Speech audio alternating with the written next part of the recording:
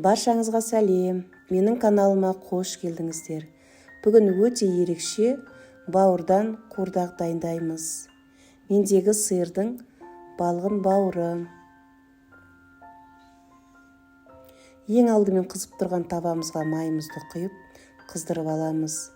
Жуамызды ұзынша етіп турап, әбден қызарғанша араластырып шығырамыз. Және ұзынша етіп туралған бауырды салып араластырамыз. Егерде үйіңізге аяқ асты қонақ келсе, 30 минутта бауырдың қуырдағын жасауыңызға болады. Өте дәмді болып шығады. Бауыр мен жуаны қызарғанша араластыра отырып, татымына қарай тұз саламыз.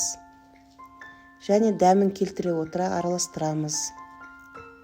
Егерде маған тіркелмеген болсаңыз, подписаться кнопкасын басып, маған тіркелсеңіз болады. Менің каналымнан пайдалы блогтар көре аласыздар. Міне өте дәмді, өте ерекше бауырдың қуырдағы дайын болды.